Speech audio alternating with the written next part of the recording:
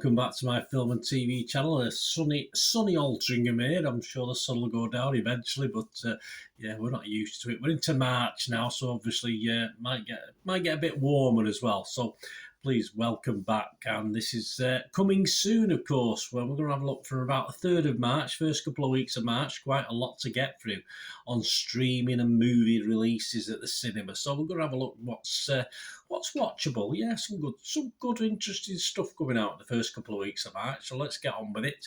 So if you are new to the channel, please push that subscribe button, push the bell notifications. Great to have you on board. Everything film and TV, of course, reviews, information, vlogs like this. The odd quiz thrown in at certain times as well. So it'd be great to have you on board. Spread the word. And if you're pushing buttons, if you can push that little like button, I'm trying to get about 15 likes and thumbs ups for these movie and TV vlogs, so if you can help me try and reach that lowish target, but you know, if you can help me get there, it'd be much appreciated. Right, let's start at the very beginning. Let's start the 3rd of March. So we've got Michael B. Jordan returns with Creed 3, yes, at cinemas from the 3rd of March. After dominating the boxing world, Adonis Creed, Michael B. Jordan, of course, has been thriving in both his career and family life.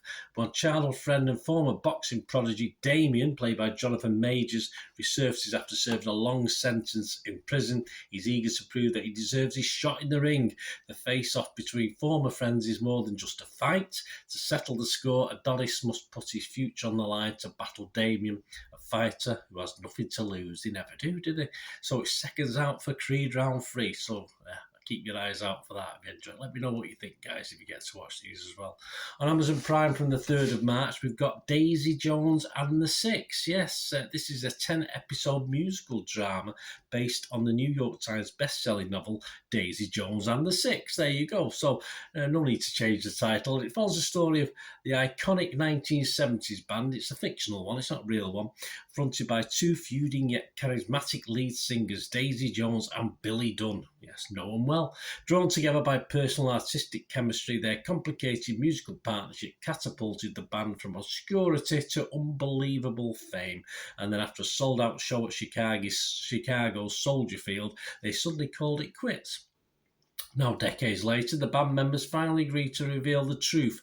Set to the soundtrack of the original music from the Daisy Jones and the Six, this is the story of how an iconic band imploded at the height of its powers. There you go, sounds good. Riley Keough stars in that one. On the 8th of March, you're ready for number 6 in the Scream franchise? Yes, well, that's opening at the cinema. After last year's reboot, they're keeping things lively by moving all the action for this one to New York City in this sequel to the prequel, if you know what I mean. No Neve Campbell, of course. He didn't offer her enough money, but hey, there's sure going to be plenty of blood. And have you been missing Luther? Have you been missing the TV series Luther with Idris Elba? Well, he's back on the Netflix and he's back in a movie based on his little TV detective. Andy Serkis is amongst the stars to also feature, and there may be more on the way as far as Luther's concerned. The Fallen Son is released on the 10th of March and is okay for die-hard Luther fans or those new to the London copy. You don't have to know what's going on. You can watch it without any knowledge whatsoever. Also in cinemas on the 10th of March, the oddly titled The Wife and Her House Husband tells the tale of Cassie and Matthew coming to the end of a bitter divorce proceeding. Cassie produces a forgotten letter from their younger selves suggesting advice in the event of a future separation. The letter specifies a list of items to help them recreate memories from the past so they can let go of each other with love and not with fear. Matthew reluctantly agrees to doing the item on the list to meet Cassie in the park where they were first alone together 20 years previously. This meeting starts a chain reaction of events, a release of memories and a confrontation with the challenging past as the couple start to understand who they became in their marriage. Over the next 4 intense days, the film doesn't last that long, Cassie and Matthew find themselves painfully drawn back together but continue to struggle at what it means to reconnect. I'm not too sure this will end well, guys. This stars Laura Bayston and Lawrence Spellman. And another drama, if you've not had enough of family drama and breakups, this time it's from Ireland. On the 10th of March comes comes in the form of something called My Sailor, My Love. Howard, a retired sea captain, refuses any help from his daughter Grace when she hires Annie as domestic help for him. Howard unexpectedly, though, falls in love.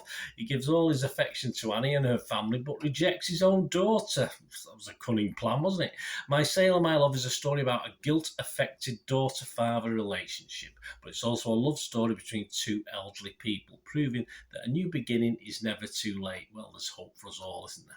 And streaming on Netflix from the 16th of March. If you enjoyed season 1, well, welcome back season 2 of Shadow and Bone.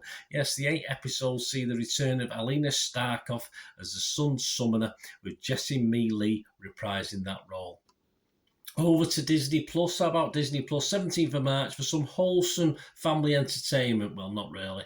Well, if serial killers are your thing, we've got The Boston Strangler, based on the infamous Boston Strangler murders. This is the true story of Loretta McLaughlin, the first reporter to connect the murders and break the story of the Strangler. She and fellow reporter Jean Cole challenged the sexism of the early 60s to report on the city's most notorious serial killer and worked tirelessly to keep women informed. Carrie Coon and Keira Knightley star, and Matt Ruskin writes and directs. Also, on the 17th of March, over to the UK for something called Rye Lane, with up-and-coming actor Vivian Opera. It tells the story of two youngsters reeling from bad breakups who connect over an eventful day in South London. Vivian's come a long way, hasn't she, the actress, since Doctor Who. And apparently this is a delightful UK rom-com, so I believe. So keep your eyes out for that one. Staying with the UK, perhaps not quite as delightful, on the 17th of March, we've got Alleluia, based on an Alan Bennett play. This is a story about old age. When a geriatric ward in a small Yorkshire hospital is threatened with closure, the hospital decides to fight back by galvanising the local community. They invite a news crew to film their preparation for a concert in honour of the hospital's most distinguished nurse. What could go wrong? Well, with Derek Jacobi, Judi Dench, Julie McKenzie and David Bradley amongst many familiar UK faces, we'll have to see, won't we? Also on the 17th of March, are you ready for Shazam? Yes, Fury of the Gods, the bigger budget follow-up, of course, well, to the original called Shazam. Director David Sandberg returns and calls it's like a mini Avengers film. For this sequel, everything's bigger than the 2019 original. For one thing, we get Minotaurs, we get Cyclops, we get Manticores. Lucy Liu and Helen Mirren are amongst the stars, bent on destruction of the world, and Billy and his superhero family have to, so of course, stop it. Will they do it? Probably. I reviewed this back in September 2022, but now it's in the cinemas on the 17th of March, and it's the excellent film simply entitled Pearl. Trapped on her family's isolated farm, Pearl must tend to her ailing father under the bitter and overbearing watch of her devout mother. Lusting for a glamorous life she's seen in the movies, Pearl finds her ambitions, temptations and repressions all colliding in this origin story of X's iconic villain. If you like a quirky slasher movie, get out and see this. And released on Apple TV Plus on the 17th of March comes a climate change horror called Extrapolations. There you go, with such stars as Meryl Streep, Sienna Miller, Tobey Maguire, Edward Norton, Matthew Rhys. The list goes on. This is an 8-episodic drama delving into the fear of humanity against a ticking time bomb of climate change. This will cheer us up, won't it? And it's set very near in the future. Actually, it's not set 300 years from now. It's set pretty close. So it's not a comedy then, is it?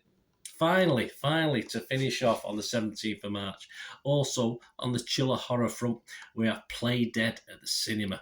This is a criminology student called Chloe who actually fakes her own death to break into a morgue. Well, everyone does that, in order to retrieve a piece of evidence that ties her younger brother to a crime gone wrong. Once inside, she quickly learns that the fearsome coroner uses the morgue as a front for a sick and twisted business. As a frightening game of cat and mouse ensues, Isabel will discover that the scariest thing about the morgue is not the dead, but the living. Bailey Madison is the one playing dead in this one. So there you go, guys. Plenty to go at, plenty to watch. Quite a few little chillers there, isn't there? So if you get to watch any of these, I'll do reviews as and when I see any of these, so please keep your eyes out. And if you get to see anything, give us a shout, or anything else to do with film and TV. It'd be great to hear from you. Anyway, let me know what you're looking forward to.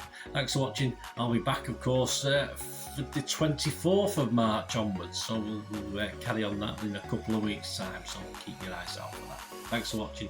Until we meet again, that's one thing, don't I? Please stay safe, everyone. Bye for now.